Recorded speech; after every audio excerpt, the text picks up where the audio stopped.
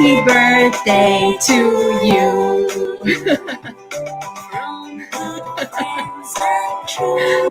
Happy birthday, Jada. Thank you. Hello, everyone.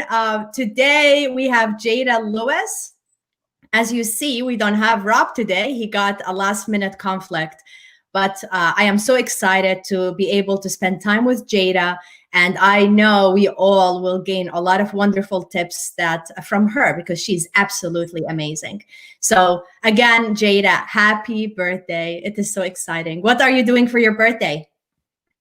I have a lot of meetings today, but tonight I'm definitely treating myself to my favorite meal of stuffed seafood bell peppers. So I'm excited about that.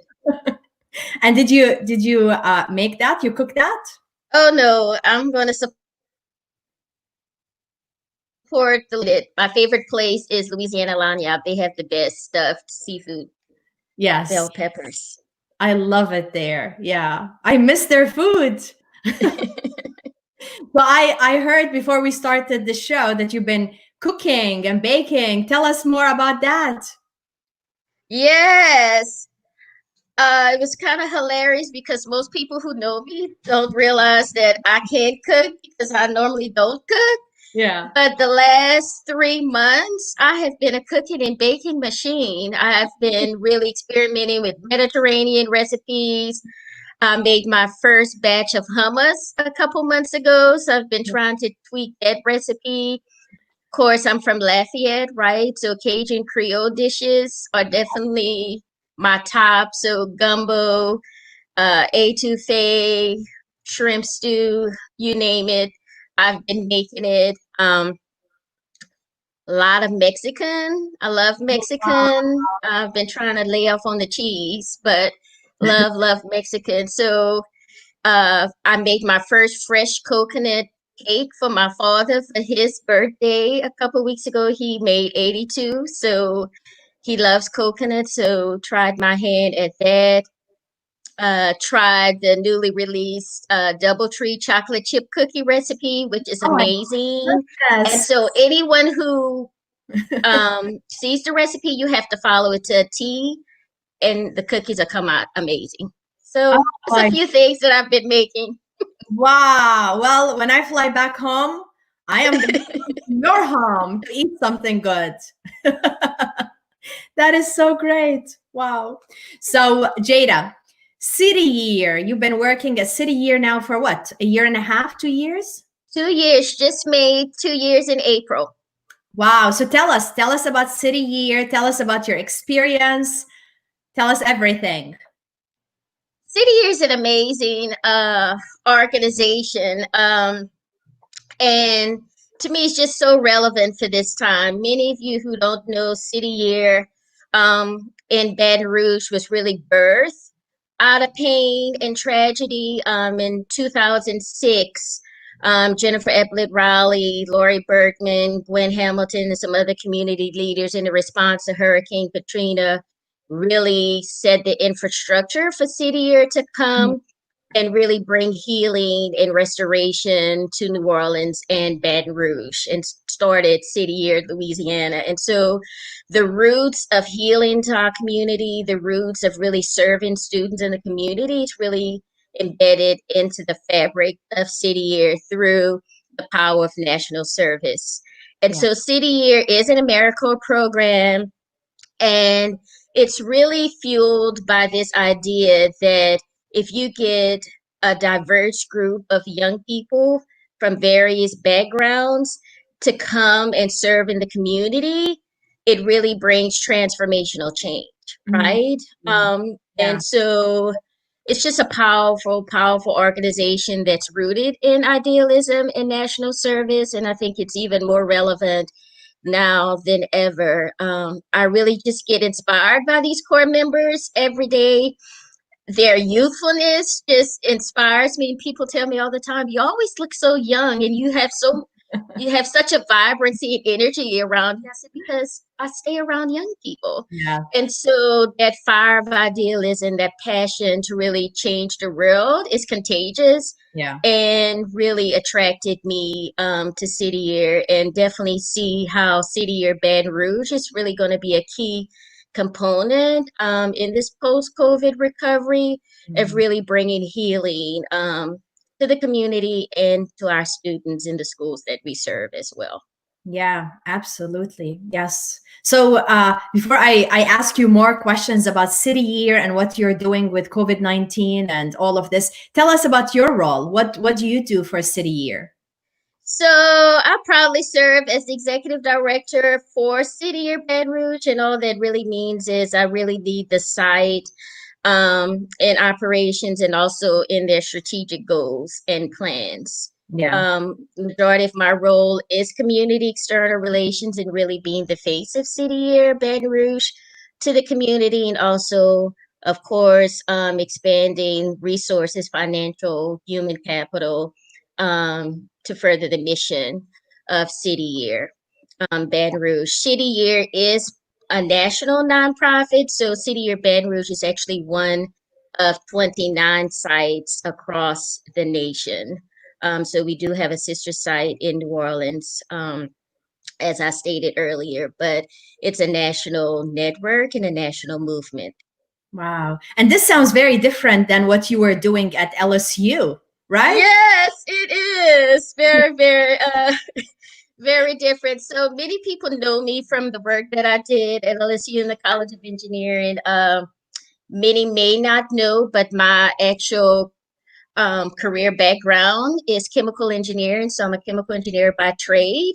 Did that for about 15 years before I transitioned to higher education several years ago to lead the diversity efforts in the College of Engineering to really develop a diverse talent pipeline of engineers, construction managers, and computer scientists. And that's actually how I met you, Dima, Yes. through that work when you were at IBM, and really trying to really increase the diversity of the talent pipeline, not just in Baton Rouge, but across the state and the nation. Yes. And I do remember, in a way, we worked together at LSU, but then nothing happened. And then you and I, we went to do our nails, remember? Exactly. And reconnected at the spot. That's true. At the spa, sitting right, like doing our manicure and pedicure right next to each other. And that was a fun day, I can tell you. I miss those days. Yes. Hopefully we'll bring them back because my nails and feet are not at its Yeah. best. This is how it's gonna look like for a long time. And this is how my hair is gonna look like for a long time too. So Jada, with the COVID-19, I know a lot of the volunteers, they were not able to volunteer anymore. So what did you and your team do in order to continue to support them, to allow them to stay connected with the students, and so everybody would not feel isolated? Mhm. Dima, that was a challenging time. I'll never forget Friday, March 13th, when the governor decided to close the schools. We were all kind of like, okay, what does this mean? Mm. Right? The city was blessed because we have a sister, or a sister site in Seattle.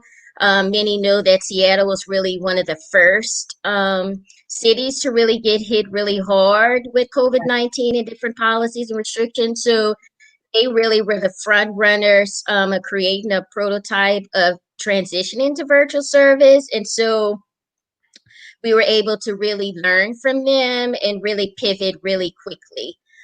Because we have a national learning and development organization in Boston, they immediately started developing online professional development trainings for our core members.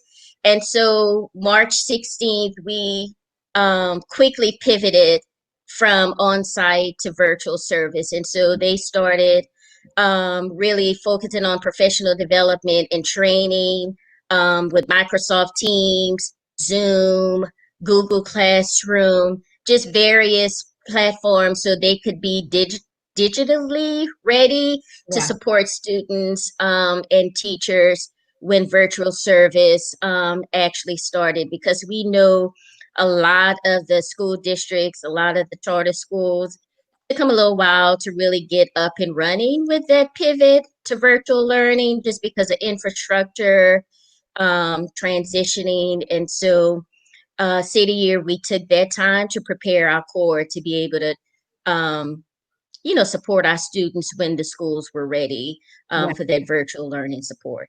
Yeah, and that must have been so hard, like to do all of these things and very quickly too. So it sounds like you learned from Seattle, but there was a lot to learn too. Yeah, because Baton Rouge is really different, right? The way we structure, the way we organize, and the resources, Yeah. right? And so one thing that we did find out from COVID-19 was the digital divide in Baton Rouge and around the state, especially in rural areas. Yeah. And so that equity of access to those digital resources really became a problem Mhm. for students and families to be able to pivot really quickly. Yeah. And charter schools and the schools that we served, so City Year, we served in 10 schools this past year, Mhm. and 6 of the 10 schools were charter schools. And we saw the charter schools really able to be a little bit more nimble and pivot quicker than our EBR counterparts, but EBR has a bigger population of kids and different challenges Mhm. that I think they learned some lessons on how to pivot quicker Yeah. for next fall. But you mentioned about the devices, and I heard in the news that many students were able to get devices donated to them. Not everybody, but it's not just the device, Jada. It's the internet. Like Internet, even if they have exactly. the device, and Rob and I, we had Mary Stein on the show a few weeks Oh, ago. with the library. Yes, and she was talking about the internet, where a lot of people would just park at the next to the library in the parking lot just to get access to the internet too. So you're right, it does show the divide in our community and the resources. Some have resources, others don't. And I think this was a call to the community that really kind of highlighted equity of access to the internet and broadband accessibility. And Senator Mizell, she really led the effort this past legislative session to really be proactive about providing broadband to rural communities and really urban communities, all communities across the state. So I do think that's a good step forward. I do think the next step is really utilizing some of the monies from the CARES Act to really focus on building the infrastructure Yeah. of broadband and fiber across the state, especially in the rural areas. Mm. I'm an engineer, right? So I'm always thinking Yeah. infrastructure, let's invest in the foundation and then build. Because, I mean, you can have hotspots, you can have all these quick fixes, but long term, we really need to invest in the infrastructure, the broadband, the fiber, Yeah. and those types of things for long-term sustainability. Mhm. Right. Access won't be an issue. Yeah. Because this may not be the first time we experience something like this, right? And No, it won't. This is really our new reality, right? And I think that's what everybody's really seeing, that this pivot to the virtual space, not just for our schools, but also for businesses and how we work, how we engage. It's going to be different, right? And we have to be able to be flexible and agile enough to really adapt, right. right, to what this new reality is. Yeah, adapting. And we both know that a lot of people, they're not comfortable with adapting. They're still not comfortable with their team working from home, all of this. So it is a big shock and very uncomfortable to so many people. Mhm. Yeah, to me, the biggest thing that I struggle with is the uncertainty. I don't like this Yes. uncertainty. I don't know what's going to happen next week or next month. None of us do, but in our normal life, we tend to have, you plan and you work towards it. How can we plan? So, talking about planning, tell us about what is your plan to reopen? What is the plan from here?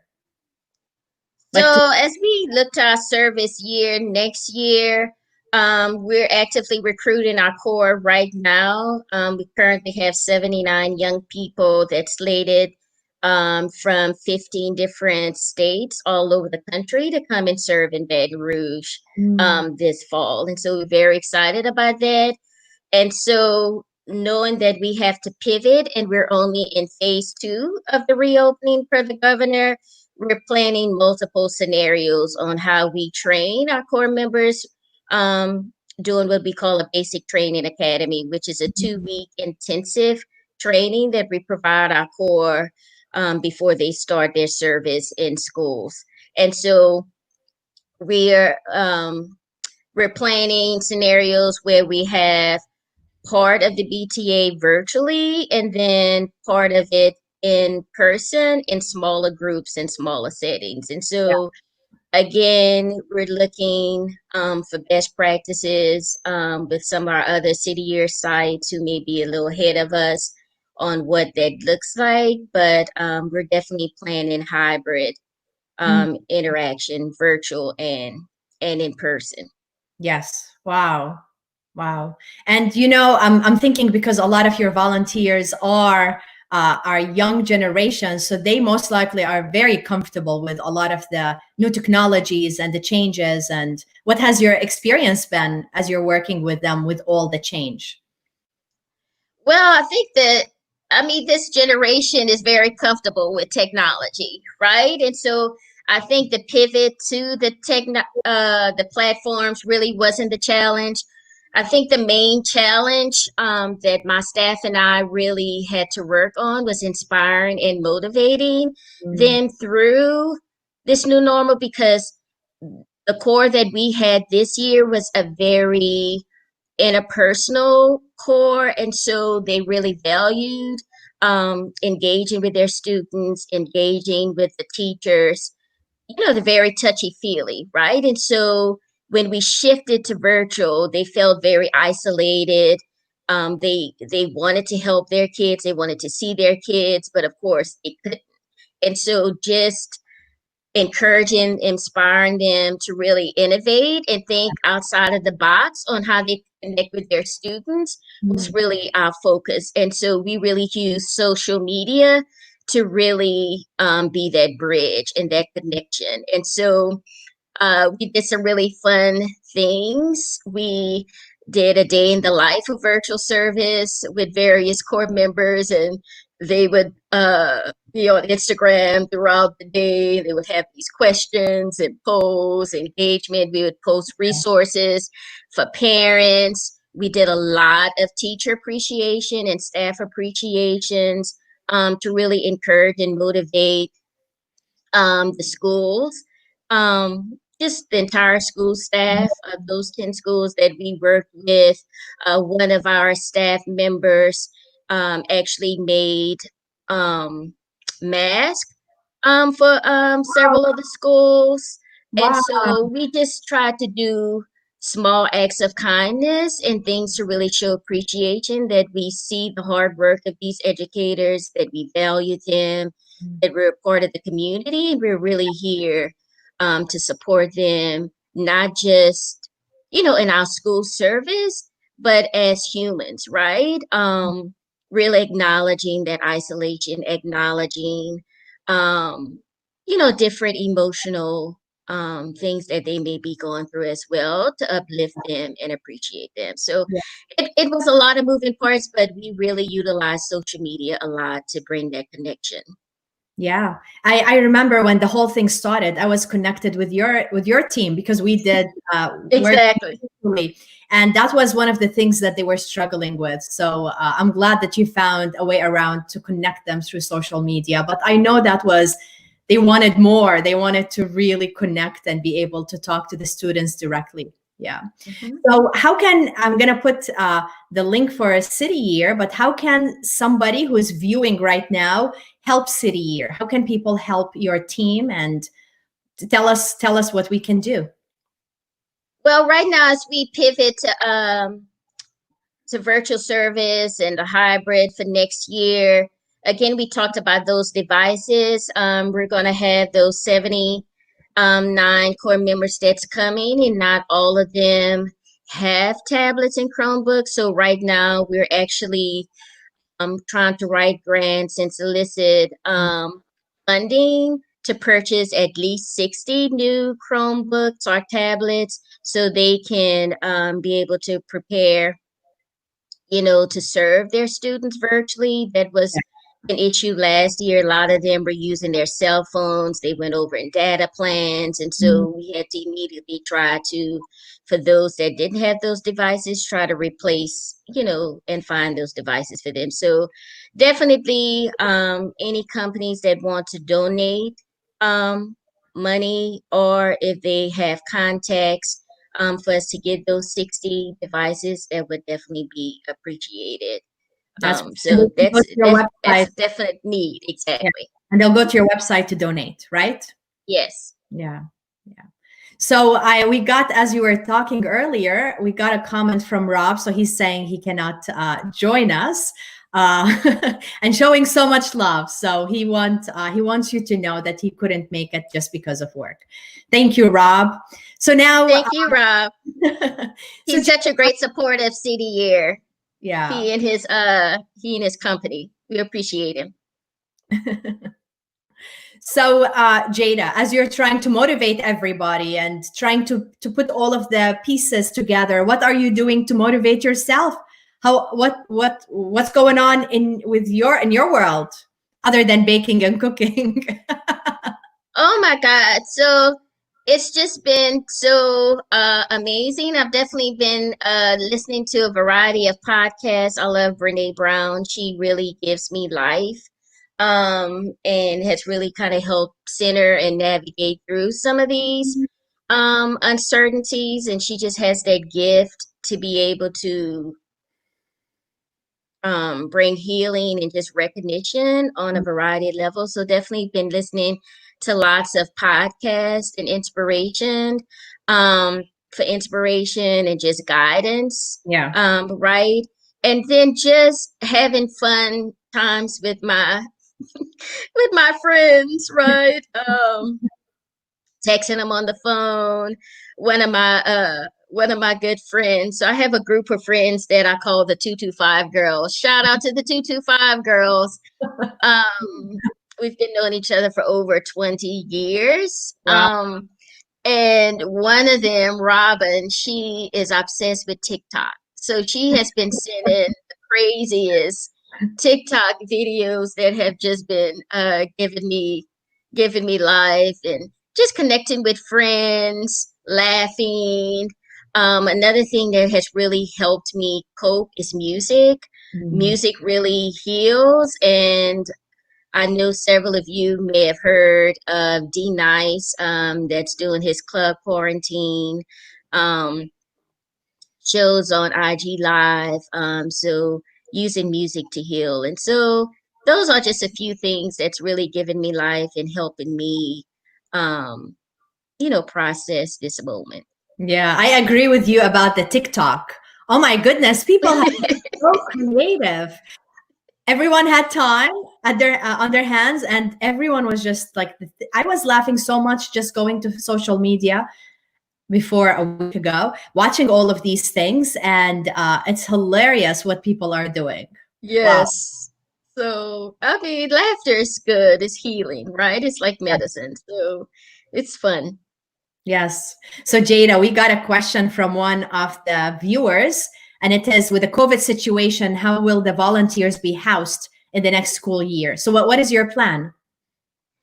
So we have an agreement with one of the complexes around LSU, and each core member has to secure their own housing. And so I know there's been a lot of chatter around the LSU housing on how many people per apartment, rooms, those types of things. So we're really leaning into that, that apartment complex to really navigate that with our core members. And so that's a great question.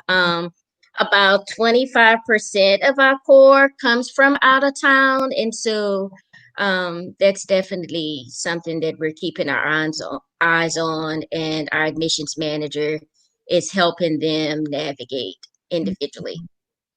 So you said 25% come from out of town? Is that? Yes. Wow. Yeah. And I'm assuming there's no activity over the summer. You start with the fall semester, right? We start with BTA, the Basic Training Academy. All core members will be here July 13th for registration, and then we start the Basic Training Academy July 20th. So it's about a month from now. Core members will be coming to Baton Rouge. Wow. That means you have a lot of planning and working hard right now to get ready for all of this. Yes, yes. And our last core just graduated May 22nd. So you see, there's no rest for the weary. We in one core and we are desperately, frantically preparing for the next in the midst of this post-pandemic, so. You're a superwoman. Oh my goodness, you and your team. I have an amazing team. Yeah, of course you do. Yes. So Jada, when I met you, of course you were working at LSU, but you were also on the board of the East Baton Rouge school system, right? Or you were on the board for the school system? I was State Board of Education, yes. Bessie. State Board of Education. Yes. Yes. So, and I know you're so connected regarding everything related to education. And during the pandemic, you've been posting a lot of things about homeschooling and providing resources for parents. So what tips do you have for parents that I know we're ending the semester, but like homeschooling in general? What tips would you give to parents? I think it's very important for parents to follow. I mean, definitely you can follow me, but there's several other organizations too that I really look to and glean. One is PBS. I love public television, and they have a wealth of resources from early childhood all the way up. And so definitely I would look at LPB, public television. 4-H has amazing resources as well. They have really leaned into the virtual space to provide those additional resources. So 4-H, LSU and Southern Ag Center also has been given fun activities that parents can do with their kids outside, growing gardens, doing nature walks, doing other fun things as well. We also have, of course, STEM organizations. I'm passionate about STEM, love every student to be exposed to STEM. So shout out to Calvin Mackey with STEM NOLA, who's been giving free STEM virtual sessions for parents. He posts the supplies of their, things that you might have around the house or can easily get quickly from Target or Walmart. And he has virtual engaging STEM sessions as well. And so many resources. Those are definitely a few. Of course, we talked about Mary Stein in the EBR library system, which we are so blessed here to have one of the best library systems in the country. So definitely utilizing those resources as well. And I would also encourage them to reach out to their schools, right? They're putting together different resources, and if there's a specific issue or challenge that their particular student is having, I'm sure every principal would be willing, to provide resources as well. Yeah. So yes, yeah. Well, I'm following you, Jada, and I keep continue following me. I don't have children, but I keep forwarding to friends or to my sister, of course, because of my nephew. And you have amazing resources. And I keep my friends all know I'm a wealth of miscellaneous information. And so so feel free to continue following me. Yes. So right now we're experiencing a major change with everything that's going on in our country and all around the world with the death of George Floyd and the protest. I wish I was in Baton Rouge. I wanted to go with everyone and protest as well, but I'm not in town. So what are you viewing from your side? What has been your experience? What are you seeing, and specifically also for City Year and these young kids and the changes that they are helping us drive? Well, this is a challenging time for me personally, just processing as a Black woman, right? Some of these, um, just the murders, the institutional racism, just it's really, really heavy. But in the light of these young people, they have really inspired me and really motivated me and given me hope, right? That there's change and transformation in the future. Um, the peaceful rally that happened on Sunday that was organized by a couple high school athletes were amazing, right? To see such a diverse group of people with race, gender, age. It was a multi-generational movement to me that really was very different from different movements, especially the civil rights movement in the past. And so to me, that gives me hope, right? That there's a recognition of the impact that these killings have had on the Black community, and just a recognition that things have to change in this country. And so it was just so encouraging and inspired to me. I had several City Year staff that participated. In it, and they had students that we serve and students that we have served. They were out there also participating, and so just to see that continuum of care and inspiration for social change and social justice, and the impact of the work that we're doing on not just the students that we serve, but the students that we have served the last 14 years, Yeah. bearing fruit, was just so inspirational.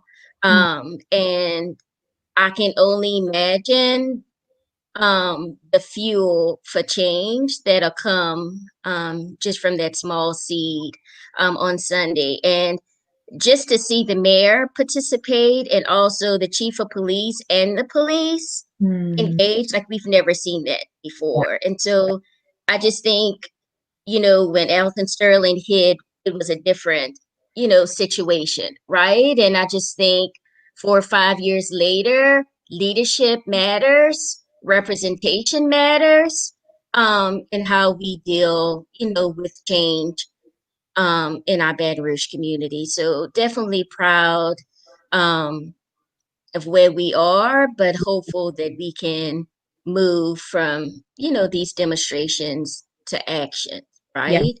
Yes. Yeah, I like what you just said, move from demonstration to action, because we've seen, maybe not at this magnitude, we've seen something similar in past situations where people want to express themselves, but then it cools off. And this time, we just need to make sure that there's going to be change.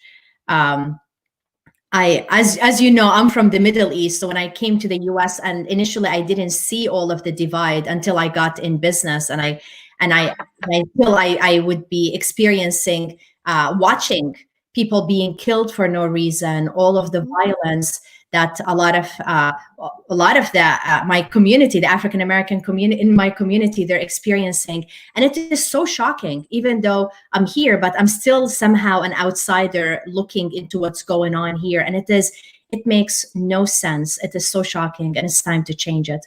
So hopefully this time it would not be just demonstrations. It would be taking action. So It is. It yeah. is. I mean, it's a call for all of us to really elevate humanity. One of my friends, she posted something on Facebook that I thought was so powerful. Um, she said that all lives matter, Black lives are in danger. Right? All lives matter, but Black lives are in danger. And Yeah. so I really thought that put things into perspective. about why this movement matters, why change matters, as we move forward. Yes. And it's being led by a lot of young generation. Young people, yes. Yeah. When I present about how to work across generations and how to motivate the younger generations, one of the things that's always highlighted is how much they look for diversity. It's not even an option for them. They want diversity. They want to work for companies that appreciate diversity, and they're gonna make us change. They're gonna, in a way, force us to change. I know you and I, we were talking before we started the show that this is different. This time it's different. And you just mentioned also that this is different than the civil rights movement. It's, you see all colors, you see all ages, you see everybody speaking up. It's so key. So key. We're definitely better together, and we have to focus on unity, and we have to focus on the issues that matter, not the issues that divide us, right? But the issues that unify all of us and uplift and value all human life. Yes. Wow. So Jada, as we are closing the show, what advice do you give for our viewers about anything you want? What tips, what advice would you like to share with them? I think this is a very pivotal time in history in our lifetime, and I would really challenge people to take the time to step back, reflect on